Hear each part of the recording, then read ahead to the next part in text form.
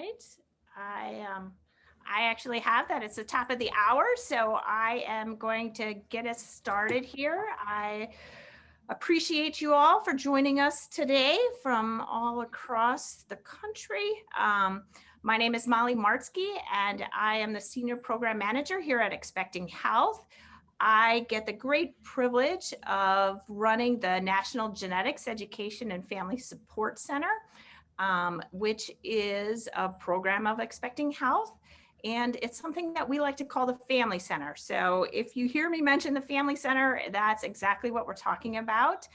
And today we're really excited that you can join us as we talk about those different journeys that many of us have taken on becoming a leader. And specifically, we're talking about that leadership within this genetic space, but there's many similarities, whether you're with Title V or children and youth with special healthcare needs or any of the other great systems that are around us. So, and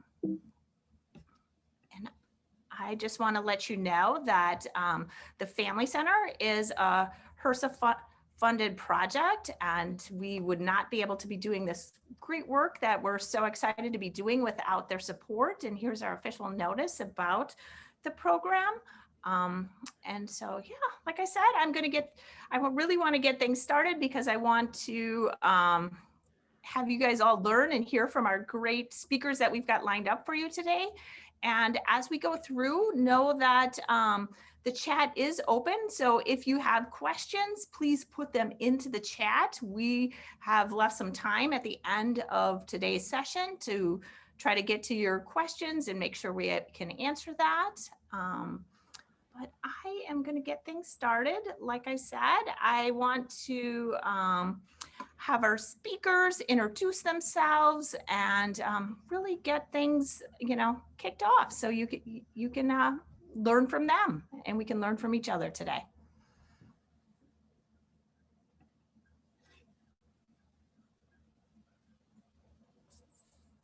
So Sarita, if you want to introduce yourself, that would be fantastic. Awesome. Hello to everybody. I am Sarita Edwards. I am a parent advocate first, but I am also CEO and president of the EWE Foundation. That's EWE, which stands for Elijah Wayne Edwards. We are a 501c3 healthcare advocacy organization, and we offer support to families affected by rare disease Edwards syndrome, which is commonly known as trisomy 18.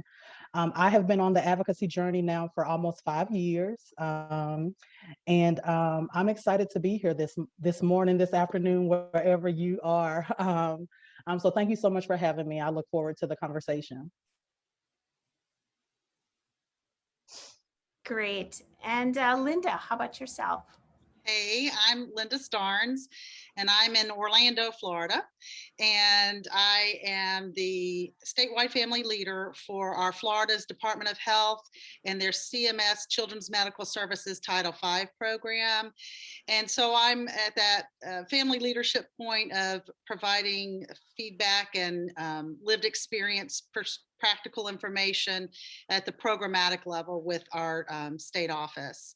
And but first and foremost, like Sarita said, I am a parent, and my children are much older than Sarita's. They are well into their 20s, but I have 2 children with very different, very rare conditions and complex medical care conditions, and that they aren't connected at all.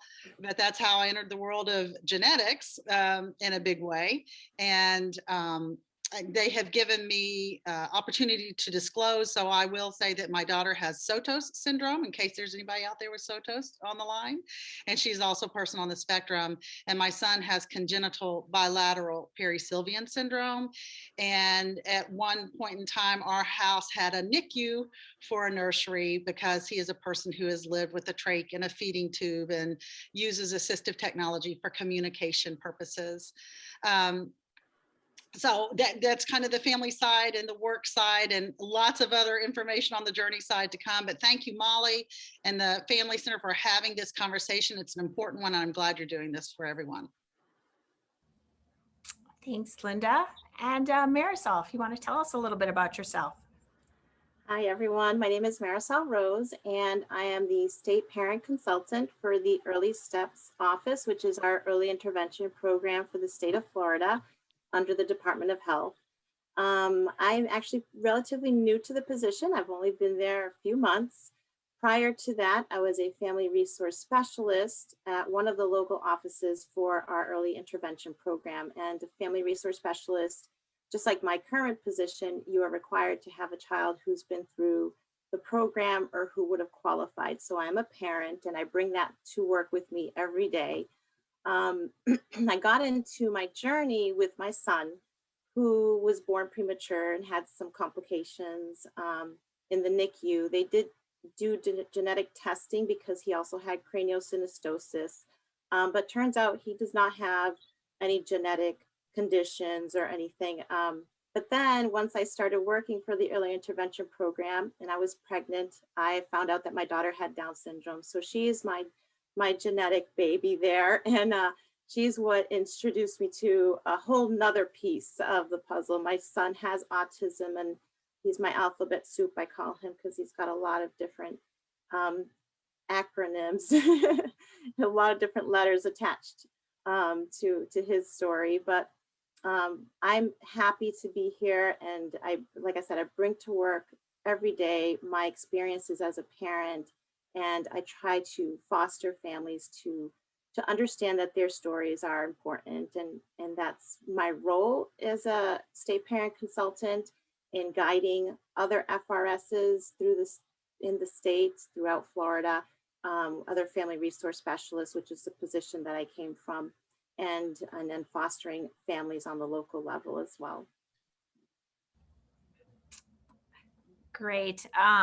Like I said, when we first started, I am so excited to learn from you guys. I too am a parent. I have three young adults now at this point, and two of my three kids were born with profound hearing loss, and my family, leadership journey kind of has evolved over the years, and so to the point of where I'm in this position. So I've worked many positions, and I think the more family leaders you talk to, the more you kind of find out that they've sort of piecemealed or got asked to join something. And sometimes it's just serendipity and you just say yes when somebody asks you if you want to join something or anything like that. And sometimes it's a little bit more driven as far as you experience something and you really want to make a change and you're really passionate about it. And so you kind of get into the work that way. And so really that's where, a lot of our conversation today is we kind of want to just showcase a couple of just a handful of some family leaders and talk about that different path, that different journey. And it's really a facilitated discussion. So again, if you want to put something in the chat, we'd love to hear that. And we're really going to just kind of open it up. I'm going to ask some questions of our panelists and kind of see where the conversation takes us today. So I hope you all enjoy that. But again, this idea of family leadership, I think I always joke, it's sort of my career that I never went to school for, right? You come by it a lot of times and it sort of just happens, but that's what I wanted to talk about today. So whether you're just on that beginning part of it or you've been involved for several years and you sometimes can sit at a table with others and they don't even realize that you're a parent because you speak the acronyms and you speak the language and you know how the system should work as you work together. So I am going to kick it off with one of our first questions, and I'm going to put this out to the panelists, to whomever feels like they want to answer first. And again, don't feel like everybody has to answer, but my first question is what does the term family leader mean to you? And have you always felt comfortable with that term? Sort of like, has it been part of your identity or has it something been you're grown into? Or maybe you're not even grown into it yet. You sort of kind of cringe away from that idea of family leader. So yeah, like I said, I'm going to open that up and see who would like to tell us about that. Well, I can go. I can go first. When I think of a family leader, I really think of a person who possesses qualities necessary to inspire, that drive to want to inspire and see families become empowered. So it becomes more of a situation of not just wanting to see your family succeed or your child succeed, and not just benefiting from what your experiences and what you're learning for your family, but for all families.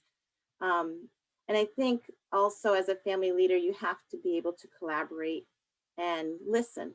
So those are kind of the qualities that I see as family leaders. And no, I did not recognize myself as a family leader. Linda knows.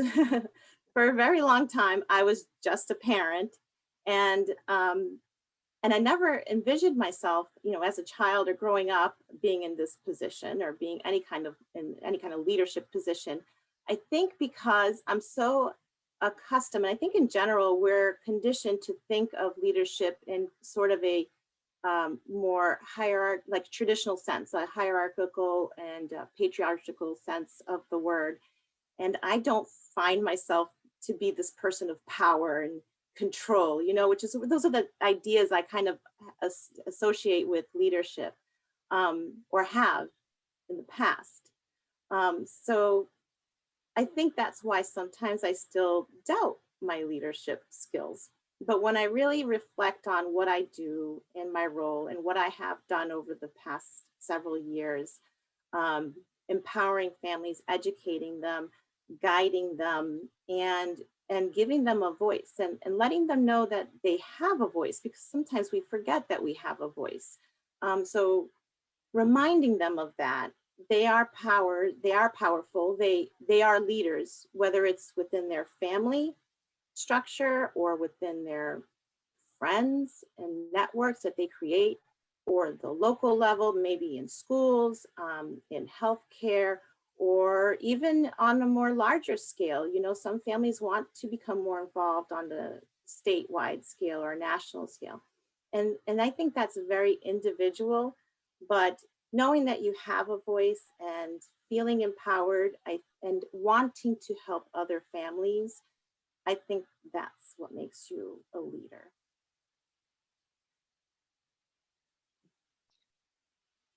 Does that answer So your question? you covered a lot of great territory, and it shows why Marisol and I are friends, because there's some similar cloth there, probably with Sarita as well. But my situation is different in that I had the opportunity to see family leaders before I ever became a parent. And that's because I've always been within the world of disability, as I like to tell people. I was a special educator for a number of years. And then I worked at the federal government. I actually was sitting in the Department of Justice working with the Attorney General of the United States when the ADA was signed 31 years ago. And he was the point person for the executive branch, an extraordinary leader on behalf of people with disability. So I've had that honor and opportunity of seeing families in the trenches, through my special education work way back when, to some of the pinnacle people in Washington, D.C. who are leaders. And then things came full circle, and I had 2 children that required me to step into that role as a family leader. And that began the day they both were born. And advocacy began the day they were born, because we were thrust into it fast and furious. And for those of you who have children that are in the NICU and fighting for their lives, you understand that concept. And advocacy begins the moment they appear. And or for some even before, if they find out information beforehand. But I agree with Marisol. There are leaders of all shapes, sizes, voices, experiences, and whether you're a quiet leader and a contemplative leader versus gregarious like me, we need all those voices and perspectives around the table for the betterment of our systems. And it is a skill to step away from your story enough to be able to think of that big picture. The experiences in your story informs all of what you do, but to see it for the bigger, greater whole and population that we care about. I think that's a really great segue to what I was going to say. I had never heard the term family leader or parent leader until I crossed over into the advocacy space. Because prior to having a child with a rare disease, chronic illness, I was a mom. My other kids, we have 5 total, and one has a rare condition, and we received our diagnosis prenatally, and so for us, we were kind of tossed into the family leadership role, and advocacy really started when we wanted to do something other than what we were told our only options were. And so family leader to me means everything that Marisol and Linda has stated, but it also means for me being willing to go against what you're being told, to create different solutions for yourself that could eventually spew over into what another family can benefit from. That was just our experience, and it's been a rocky journey, but it's been a good one. I have learned a lot, and um, even with a background in healthcare operations, um, I had never known this side of it, and it's a space that I'm okay with being in. I'm okay with being here.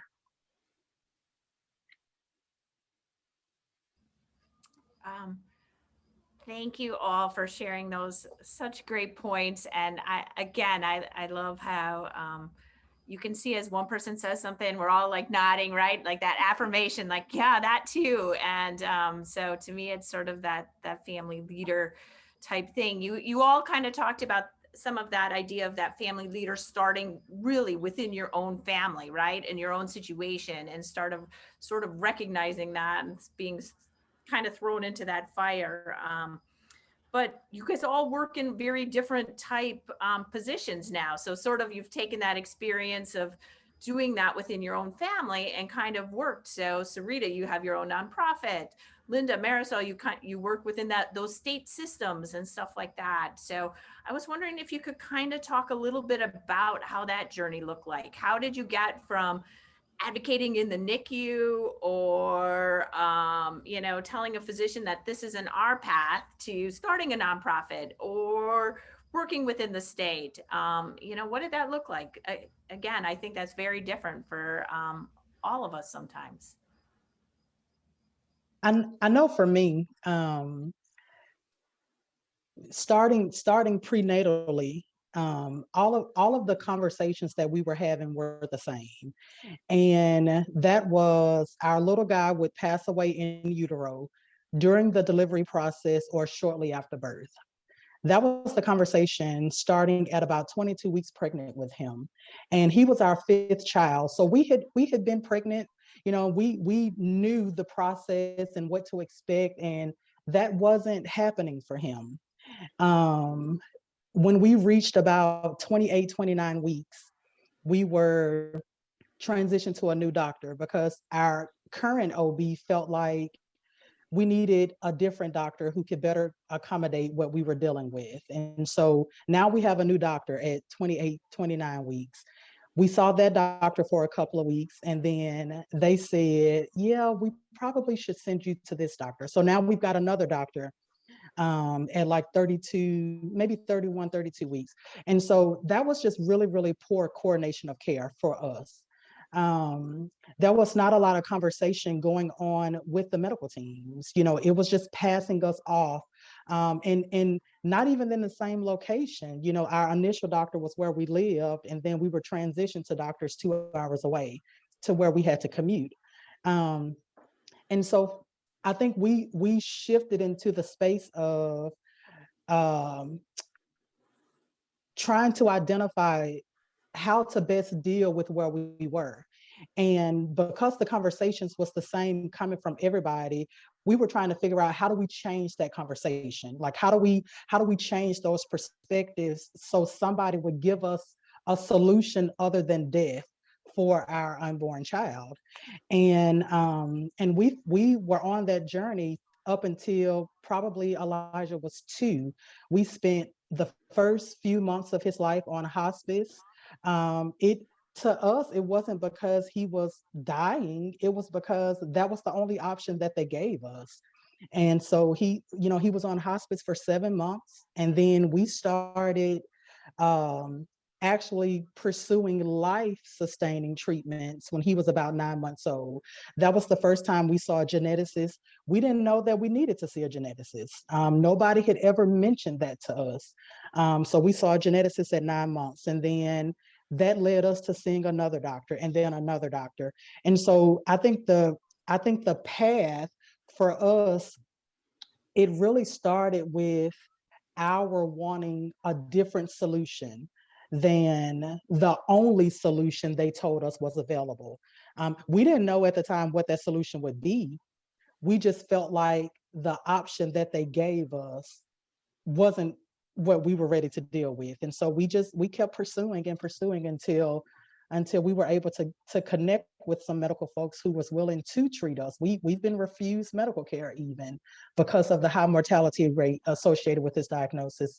But that led to our nonprofit. It was really just it was one of those, how do we create something to keep families from having this same experience that we've had? And so we started out with a goal to offer burial assistance because that's what they prepare you for, death. And our little guy celebrated his 4th birthday in March. He's starting the special education program with our school district. And so, his continuing to live is changing the narrative. And we use his story and his life to make someone else's experience on the journey a little easier. His diagnosis, I don't think I mentioned, is Edwards syndrome, which is commonly known as trisomy 18. It is a terminal illness. There is no cure or treatment. And statistically, only 5 to 10% live to see their first birthday. And so we celebrate that he has turned 4 this year, and that's what pushes us to stay on this path to make it easier for the next family.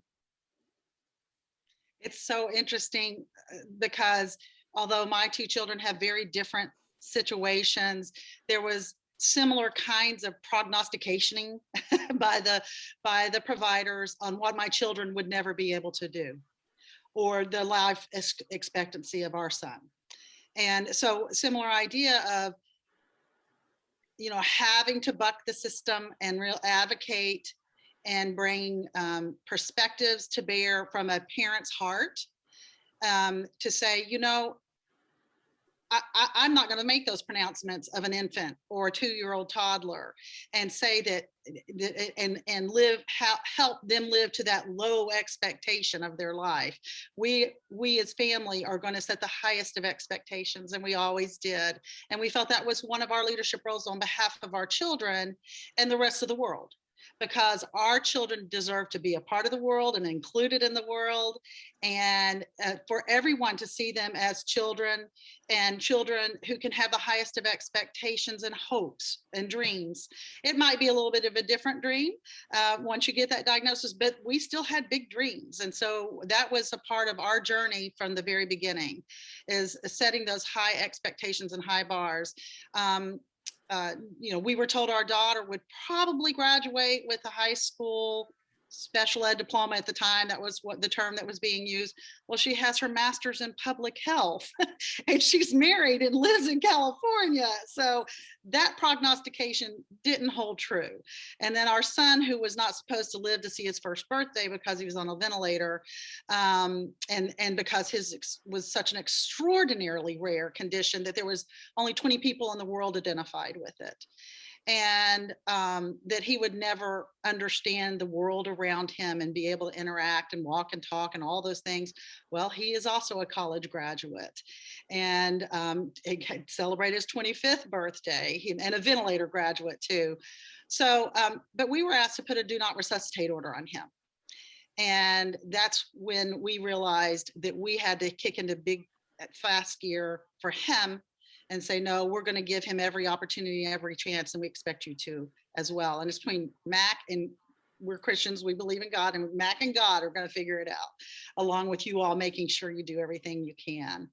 But now, so fast forward, I took all of those initial experiences, and I've always been a doer and a joiner and been in organizations and love that kind of activity. And I started saying yes to the opportunities when my time allowed and when it fit with our family needs, because I wanted to learn on behalf of my family and then inform out to whatever organization I was involved in. And so it started early on with even organizations that maybe didn't pair up exactly, because my two children had stuff that we were never pairing up with anybody in our neck of the woods. And so it was the ARC, which has been around for a long time, a cross disability advocacy organization. And it grew from there. I got to know, of course, about NORD, National Organization on Rare Disorders. And then I got introduced to the Soto Syndrome Association, and which is disability or condition specific for our daughter, at least. And then it went on to, we met folks with the Southeast Regional Genetics Network, and I've been on their advisory council, I don't know, for 7 or 8 years now. And I'm on I am a part of an advisory team with a research study for people with sickle cell disease, not because it's in my family, but because we had this cross-condition perspective that slots in with the research on healthcare transition. And so we just stepped up to the plate and said yes, and learned and gave back at the same time. And that then led to this job. All of that. And my boss said, have you ever thought about going back to work now that your kids are grown? And so now I am where I am. I love hearing your story, Linda, because one, because your children are older, they're adults. And so I have 2 little children, and it really inspires me, and it makes me think of all the possibilities, not just for my children, for all the children we serve in the program that I work for. We serve infants and toddlers up to the age of 3 with all kinds of disabilities, delays, and at-risk conditions. But my journey started pretty different from both of yours. My son was born through an emergency C-section, and I nearly lost him. I had placenta abruption, so his APGAR was 1, and I was told that he may not make it. He was in the hospital for a month, and he had a brain bleed, and I was told his future's, not sure how much he'll function or how well he'll do. And it was a lot of doom and gloom, and just, I felt lost. I felt like a loss of control. I had no idea all these medical terms. I had no idea what they were doing. I was myself having preeclampsia after delivering. So I had my own issues going on at the same time, and I just felt hopeless. And I felt that way for a while. So even after he was discharged from the NICU and he started doing therapy, he had physical therapy within a week after being discharged, and I was introduced to all these programs. I had all these people calling. I felt lost, and I felt like I didn't know what I was not prepared to be a mother. I felt like I didn't know what I was doing. And I wanted to be a mother for so long. It took 3 years for me to be pregnant with him, and trying and trying. And then at that point, I felt like, oh my God, I'm not cut out for this. I don't know what I'm doing. And it was, I don't even know what point exactly it was that I kind of woke up and said to myself, I'm mom, and I know my child. I think it was around the time that he was diagnosed with craniosynostosis, and they had told me that he needs surgery. And what sort of surgery do I want? And do I want to wait? I had all these questions that I had to figure out what's the best choice for him and his future. So he did end up having cranial reconstructive surgery at 9 months. And then after that, he had feeding disorder and he had dysphagia. And then we got into the early steps program. Before that, we were doing private therapy. And I said, we can't afford this anymore. So there was another point where I had to kind of put my foot down and say, this isn't working. I need to do something different for him, for our family. And that's when we started the early intervention program. So learning how to advocate for my family was definitely not something that came natural to me. Um, and then starting this job as a family resource specialist, where I'm supposed to be helping families and guiding them, um, it was not a natural course for myself, for me, in being in that position. And I really had to put myself out of my comfort zone a lot. I had to learn how to have difficult conversations. I had to learn all of these medical terminologies. I had to learn how to make difficult decisions for my child. And then when I found out about my daughter, I found out prenatally that she had Down syndrome. And again, the diagnosis was delivered with all this doom and gloom. She may never do this. She may never do that. We don't know. She may have may need these surgeries, all these surgeries for her heart or whatever. She's very healthy. She's doing amazing. And I just, at one point, I thought, I had all that mom blame. I had all this is my fault. I felt those feelings. And I think that as a mom, a lot of times we do that. We take on the blame, and that might be because of the medical model, right? They're telling us all this information and saying our child can't do this and can't do that. And of course, we had all these dreams for our child, and now those dreams are shattered, and it's our fault because we don't have all the answers. So we just naturally blame ourselves as parents, as moms. And it took me a while to realize that that's not true. It's not my fault. That disabilities is a natural part of the human condition. And that's actually a quote I learned it's in IDEA. It's in the Individuals with Disability Education Act, which is my program is all funded under IDEA. And so I learned that while I was already in a leadership position as a family resource specialist. And it became real to me when I had my daughter, to realize that disabilities is beautiful. It is natural. It is part of our existence, that we are all very different. And it is because of our differences that we are so special, every single person. So my journey was a little different, and I'm still working. My journey is still a work in progress. I'm still fairly new to this game, and my son is 9 and my daughter is 5, and she's just going into kindergarten now. So I've still got a lot of lessons to learn. Well, I just say, watch out, world, because here you come too. Yeah, exactly. And I think that's part of that family leadership, is that journey, is that, and I know I can't speak for Linda, but I would say I still feel like I have things to learn. And it's as we collect these stories as family leaders and stuff like that, right? It helps us as we help represent at some of the places where we're at. But I appreciate all the different viewpoints, because again, I think it shows whether you're ready and you jump in and say, yep, I want to do this, and this is my personality and I'm out there, versus, maybe you're a little bit more reluctant and you're like, yeah, I want to do it, but it feels like it's outside my comfort zone, right? But having done that, I know we've all found support. We found learning along the way. Maybe it was workshops we've attended. Maybe it was other family leaders. Maybe it was professionals that have been part of our lives that have helped us see our role in all of this. So I was wondering if you guys could kind of share a little bit about where you have found support or where you found learning as you've gone through this process. So I'll start because as I mentioned, I've been in the world of disability all my life. So I started learning when I started college, and that my chosen career and profession was going to be special education. So that learning started a long time ago for me.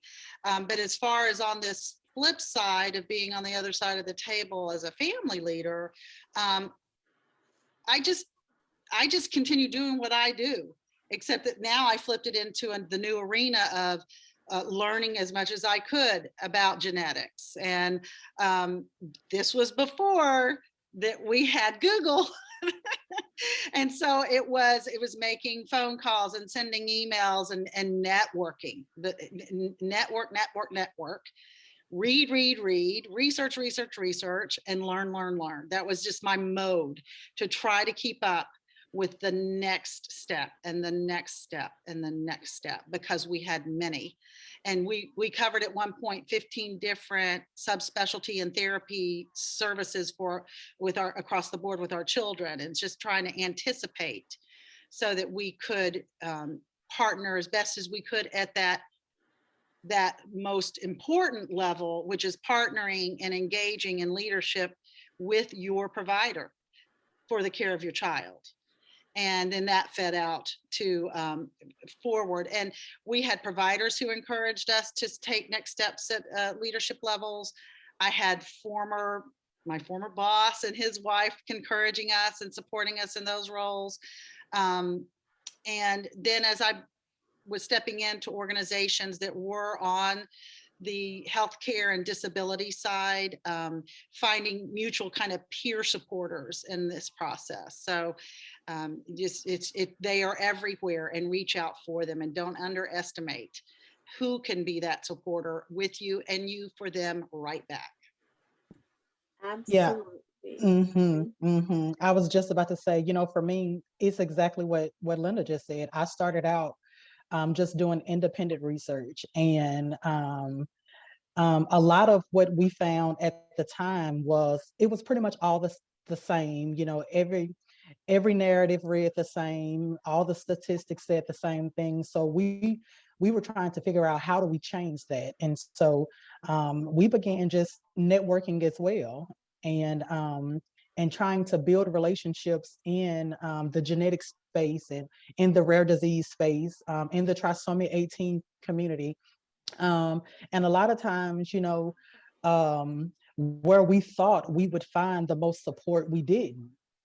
But that didn't make us quit. We just redirected that energy to keep looking for it from somewhere else. And so really just networking and collaborations is what we've done. And I think one of the ladies also said too, being asked to be a part, and being willing to say yes if you have the bandwidth to do so.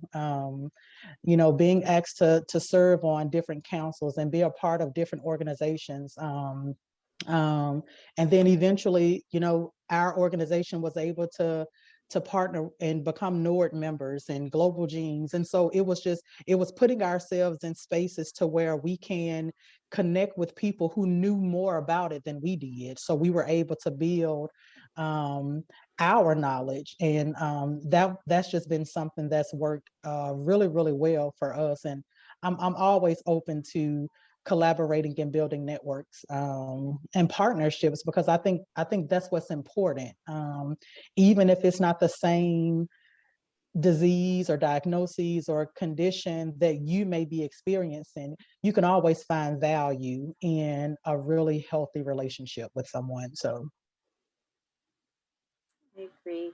And I've found support in so many different ways, and so many different people who have come into my life. I think one of the biggest supporters was actually my son's speech therapist, and she's the one who encouraged me to take on that position as a family resource specialist in our early intervention program. She's always had so much faith in me. She's always seen something in me that I had a hard time recognizing at first. So she was a big supporter.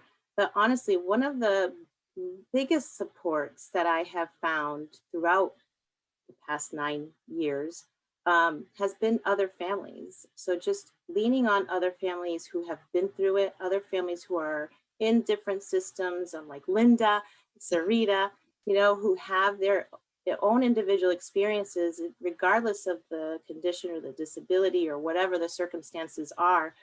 There's always some sort of universal truth, right? There's things that we experience Yeah.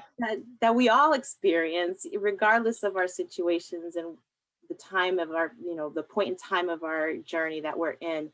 you've been through it and now I'm going through it, and you can share your knowledge with me. And I feel the same way for families in our program who have children 0 to 3. You know, I've been through it. These were my experiences, and I'll share them, and you can take what you need from them and grow as a leader yourself. So I think that's where I have found the most support. I was a board member currently of our local Down syndrome organization. I have been on the board since before my daughter Evelyn was born. As soon as I found out, I started seeking information because I knew very little about Down syndrome. I honestly had never really met anybody with Down syndrome. And even though it's one of the most common genetic conditions in the country. So, you know, I had to learn a lot about that. And I learned the most from other families and their experiences, and seeing their children and where they were in their stage in life. Just recognizing that every experience is different, but we can all learn from each other. And I feel like there's power in numbers, and that has what's kind of driven me through my journey is having that understanding that there is power in numbers, that there's our voice is important, and we should all share it. That was so beautiful. And it really is, I think, I've always joked is that you can get a group of family leaders in a room together that have never met each other. And seriously, within like 5 minutes, you're all best friends. And because there's just so much common threads that run through our lives. And even though you maybe made a different decision than I made, but as long as it's all, there's that understanding and that acceptance of some of this similarities in our journeys that we've gone through, that we can feel some of those instant connections, right? So I want to ask just a little bit about, because I'd like you guys to highlight a little bit about maybe that learning piece. So again, we've learned, maybe informally from other family members and talking from them, but there are some opportunities for family leaders to learn, whether it's a national conference like Family Voices or a Hands in Voices.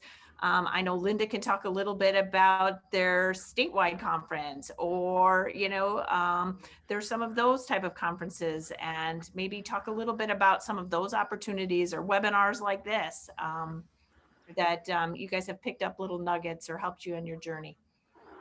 Well, you named one of the top organizations, and that's Family Voices.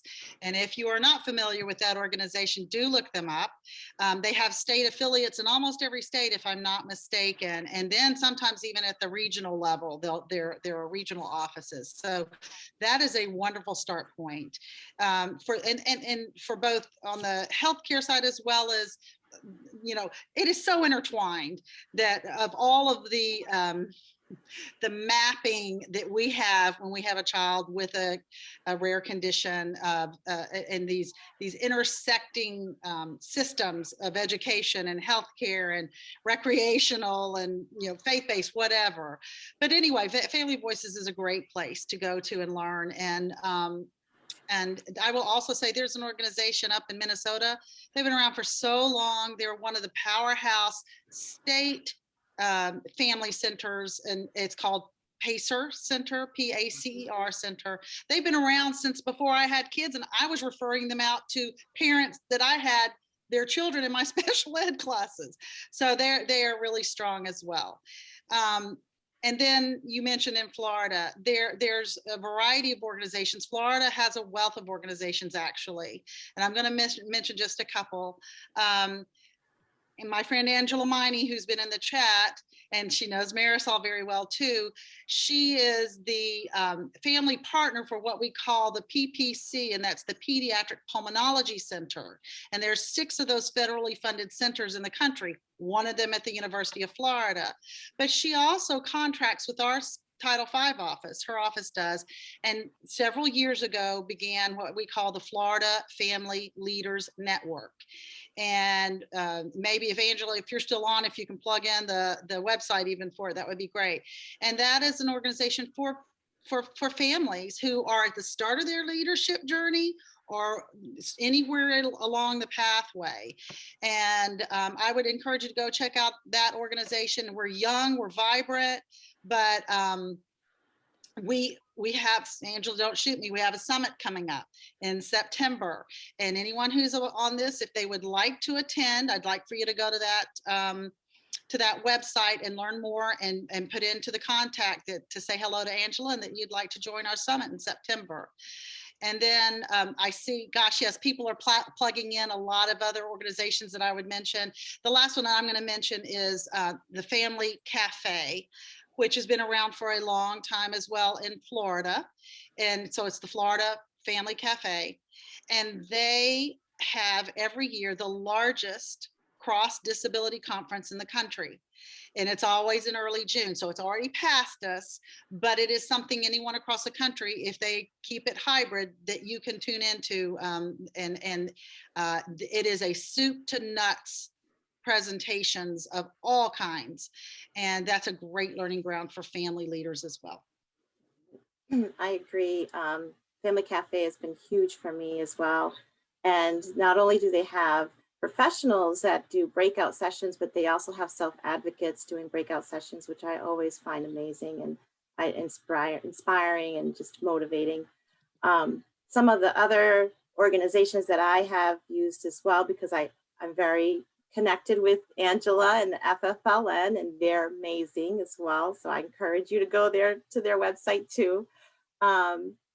Nationally, I have used the National Down Syndrome Congress. I've been to some of their conferences, which have been full of just wonderful information. That's a couple times I've been to those. And then the DEC is the Division of Early Childhood, and I'm very much involved in IDA, and so the education piece, more so than the medical piece. Division of Early Childhood is an amazing organization. They do advocacy. They provide tons of education for professionals and practitioners in education in early childhood up to the age of 8. They also have set the recommended practices for our field in early intervention and in early childhood educators. So I use their website quite a bit. And I've been involved in their family cohort for the last 3 years. So I've learned a lot from those organizations. And then on the local level, using my local Down syndrome organization and also the local CARD, it's called in Florida, the local autism organizations. I use those as supports for myself to learn, to grow, to meet other families, to kind of see what sort of webinars are available. A lot of times these websites will actually have free webinars, even if they've already been recorded. You can take some time to watch them and learn from them. And I find that as a huge resource for myself. And for me, I'll just jump in real quick. I do a lot of NORD and global genes. When it comes to just understanding, or if I'm trying to merge a specific topic with maybe some legislative action, I actually attended a lot of Expecting Health newborn screening webinars this year. They've had a lot of information about newborn screenings and just the importance of families being able to access those and understand how that process works. For our rare disease specific trisomy 18, I have not actually found a lot of educational resources. I did connect with our Rare Disease Advisory Council here in the state of Alabama. But in terms of educational information specific to advocacy, trisomy 18, rare disease, our nonprofit created what we felt like was missing and wasn't available. We actually had our first conference this year, and it was an advocacy conference, and we invited the advisory council for our state, as well as a bunch of organizations like NORD and Global Genes to speak to our audience.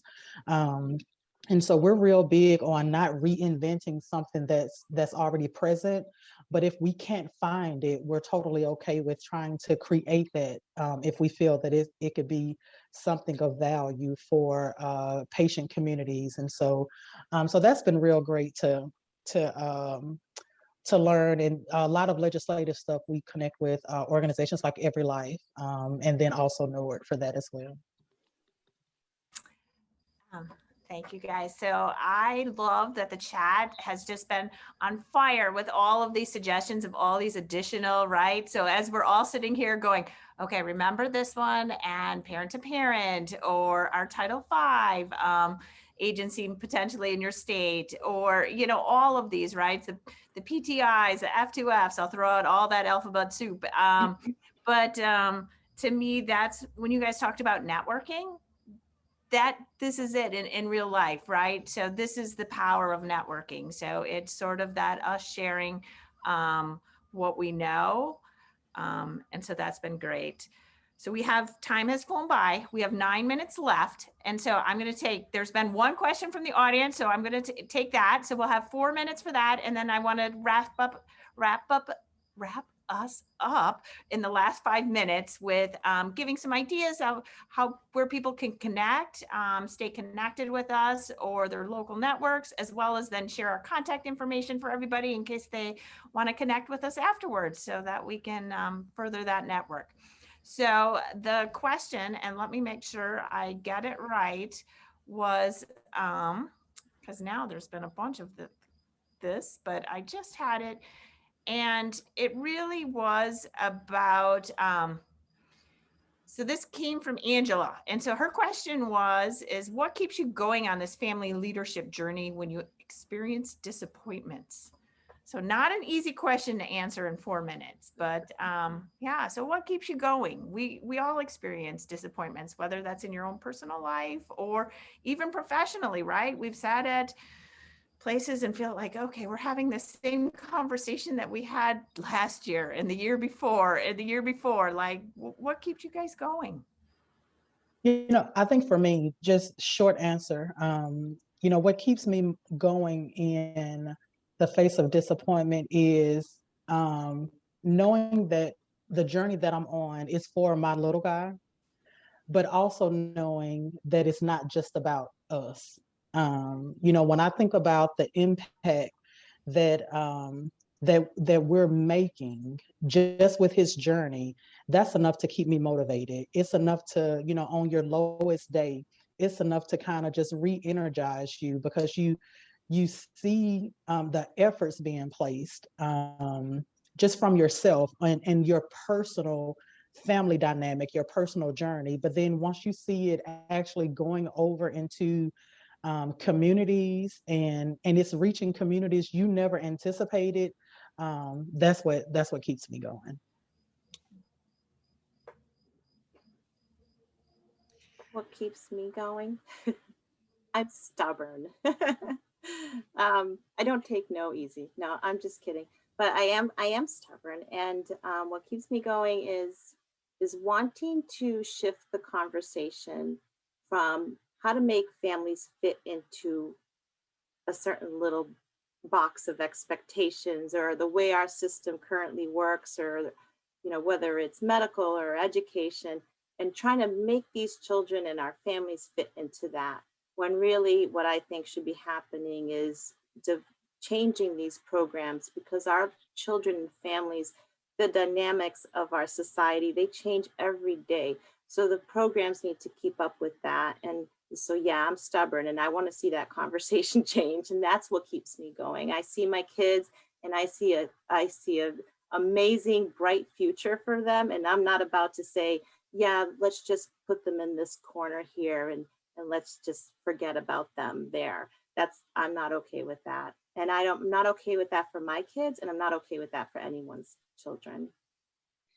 And so I've been on this journey a long time, and I know change is slow. Systems change so slowly. And what you were hearing 30 years ago, sometimes you still hear today and you think, oy vey, what's going on? Why can't we get past this hurdle or this issue for the improvements of the systems for everyone? Because I have seen change, and sometimes slow, sometimes not so slow. It gives me encouragement to hang in there. I mean, my children are basically launched. My son's still at home, but basically launched. And so I feel like I can give energy and just say, we got to keep telling people it can happen. It will happen. We need for it to happen, and keep that voice going. And there was one question in here that I'm going to jump to, Molly, really quick, only just because, oh, my heart, I love genetic counselors. And so I hope that all goes well as you finish up your studies. But I would say, as much as possible, is look at that medical model language that looks at deficits and looks at can'ts and looks at the won'ts and will nots, and try to flip into more positive, affirming, and hopeful language while giving realistic information. And also, look to the family to guide you on the language that resonates with them, on what they need to hear at any given time. Meet them where they are.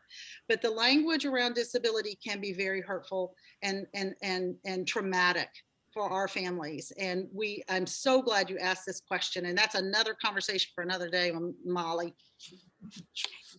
Yes, it certainly is. And thank you for picking up on that question, Linda. Okay, I am just going to quick share my screen again, because I love conversations like this. I think we all learn so much from them, whether it's affirmation of some of our own journeys, whether you learned a new resource as you look through the chat. But I also wanted to give you this idea that there are opportunities for involvement. So if you're looking for things to do, if you have that, and there's some of them are simple, so you can just you can stay informed. So you can sign up for people's listservs.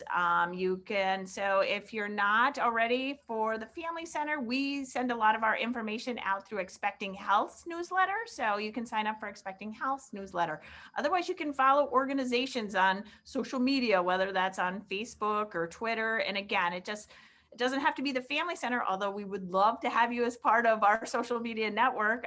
You can look for us on Twitter and stuff, and I'll share our handles at the end. But there's all those, just to kind of know what some opportunities are coming up, and then to share those with your other family networks that you're part of, so that we can spread that information. You can connect. So connect with your local regional genetic networks. There are 7 regional genetics networks. They cover all of the states, plus a few territories in the Caribbean. And you can find that on our website. So you can find your local one. And if you want some help, you can reach out to me and I can do that introduction for you. So, and connect you that way. Then you can also, the Family Center has a community of practice and diversity, equity, inclusion. And we meet on the 3rd Monday of every other month from 3 to 4 Central Standard Time. And that just happened in July. So our next meeting will be in September. But if you'd like to be part of that group, we read articles, and really it's just that opportunity to learn more on those topics, and how we can be allies and stuff like that. So I would love to connect. You can reach out. And if you have any other ideas, always happy to hear from everyone. I wanted to definitely share Sarita, Linda's, and Marisol's contact information here. So they'll be part of our slides, and which will then end up on the Family Center website. So you can be sure to reach out to them if you had a specific question or you wanted to connect with them. And tap into them. And then lastly, there is my information and the Family Center, all of our social media accounts, our website, all of that good stuff. And I know that was quick, but I want to stop sharing because I want to get everybody's face on here for the very last little bit. I wanted to say thank you to everybody for joining us today. I wanted to thank Marisol, Sarita, and Linda for your wisdom and your openness to talk about this important topic. Yeah, thank you guys as we continue this. And hopefully you can see the poll that just popped up, and we would love if you would answer that. We love feedback and knowing how you felt about it. So, yeah, thank you.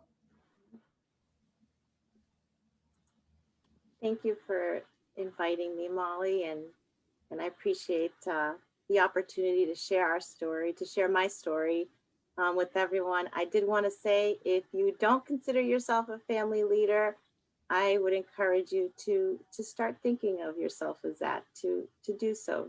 Um, there's a lot of opportunity for family leadership right now, and we need it.